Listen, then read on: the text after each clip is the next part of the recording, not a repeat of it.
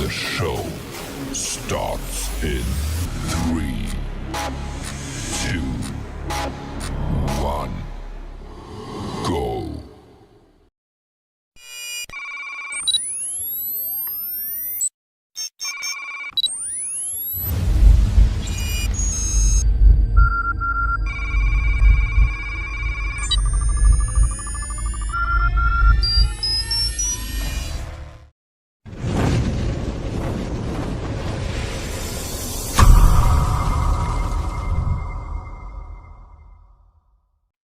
पांचवें सत्र की दूसरी श्रृंखला में नाम जुड़ने वाला है हमारे स्पेशल गेस्ट जिनका नाम है श्री अनिल कुमार उपाध्याय जी, जो हैं educationist and international awardee.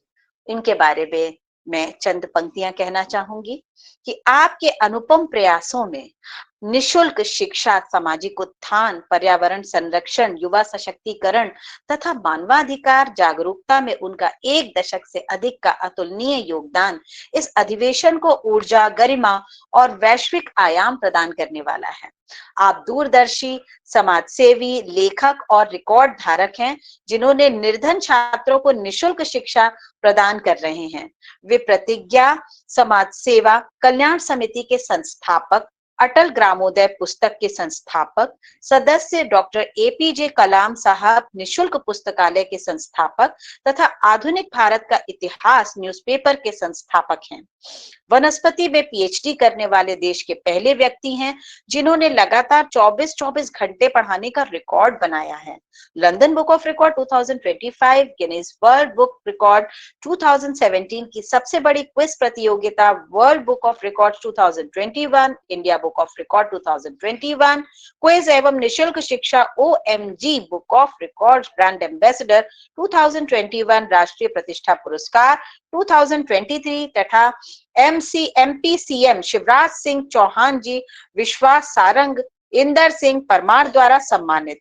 Corona काल में थोड़ा बहुत नहीं बल्कि 1 लाख विद्यार्थियों को प्रतियोगी परीक्षाओं की तैयारियां करवाने वाले आओ जाने मध्य प्रदेश, करंट अफेयर्स, आधुनिक भारत का इतिहास, पीपल समीक्षा, हमारा मध्य प्रदेश जैसी 6 पुस्तकों के लेखक, ऐसे महान व्यक्तित्व का हम इस मंच पर बहुत बहुत स्वागत और अभिनंदन करते हैं। सर, आइए और अपने शब्दों से हम सबको कृतार्थ कीजिए। Thank you so much sir. उद्बोधन के लिए आप प्रस्तुत। आवाज आ रही है? मेरा माइक ऑन है? बिल्कुल जी, सभी को नमस्कार। बिक गए दोपहर तक एक एक झूठ बाजार में, मैं सच्चाई लिए बैठा रहा शाम तक। ये जो पंक्ति लिखी और जैसा मुझे टॉपिक मिला है पुलिस सुधार और पारदर्शिता आज की आवश्यकता, मैं यहाँ 2 केसेस के बारे में आपको बताना चाहूंगा। पहला केस है बरेली के डिस्ट्रिक्ट कोर्ट का, जहां एक अजय राघव नाम का लड़का था, जिस पर एक लड़की ने किडनैपिंग और रेप का केस लगाया।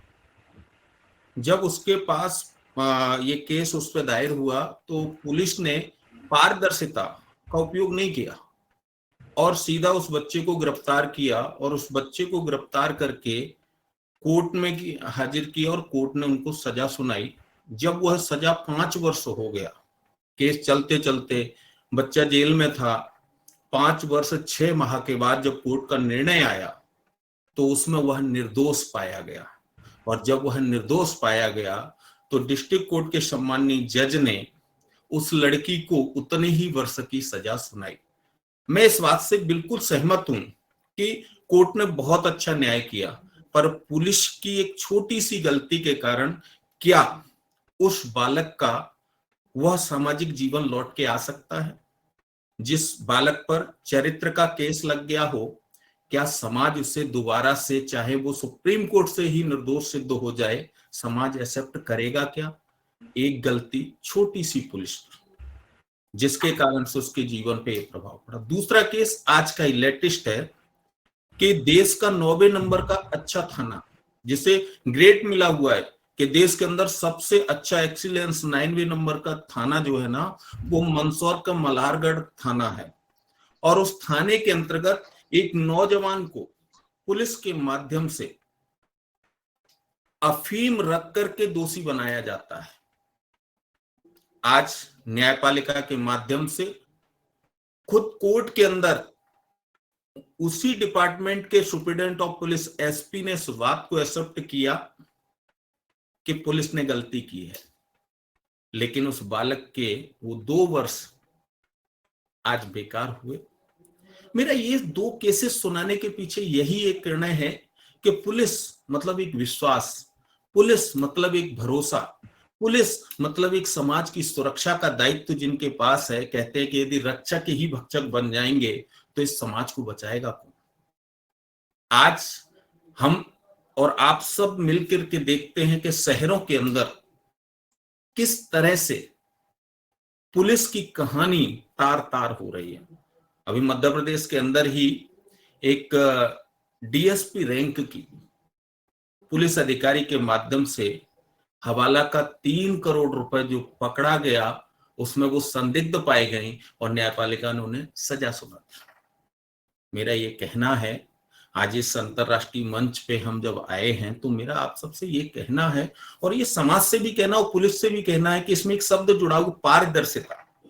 पारदर्शिता का मतलब क्या होता है? तो पारदर्शिता का शाब्दिक अर्थ होता है जो अंधेरे को साफ कर दे, जो बिल्कुल क्लियर कर दे।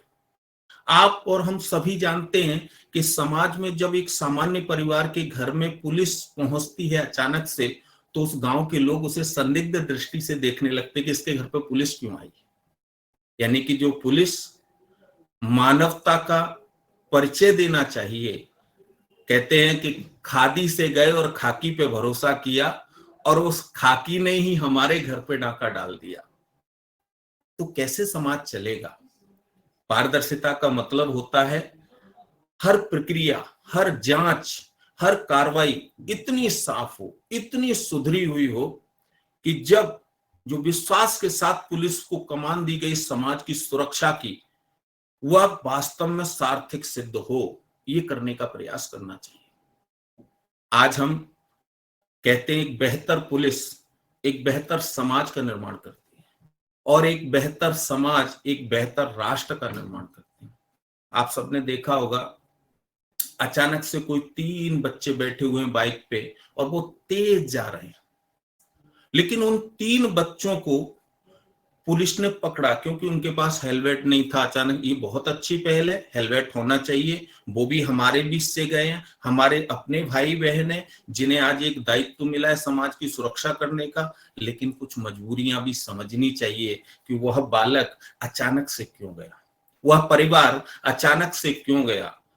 कभी कभी ऐसा प्रतीत होता, मेरा आंखों देखा दृश्य है, एक परिवार में अचानक से कहीं एक्सीडेंट हो गया था और भोपाल के अंदर उसके परिवार के 2 लोग बहुत जल्दी में थे, चूंकि उनके कुल का एक दीपक बुझ चुका था और उनके पास हेलमेट नहीं था। उन्होंने आप बीती सारी बातें, मैं वहां पे खड़ा हुआ था ऑन स्पॉट, आप बीती सारी बातें उन्होंने बताई, उन्होंने सारे फोटोग्राफ्स दिखाए, परंतु उनको तब तक नहीं छोड़ा गया जब तक कि उन्होंने अपनी कार्रवाई नहीं कर ली। मैं कहता हूं कार्रवाई करनी चाहिए। पुलिस हमारी अपनी, हमारे अपने बीच में से, वो यदि कहते कि हेलमेट लगाओ तो बहुत अच्छी बात है सर, हमारा बचेगा, और जब देश का नौजवान बचेगा तो कहीं ना कहीं ये देश का भविष्य वो भी बचेगा।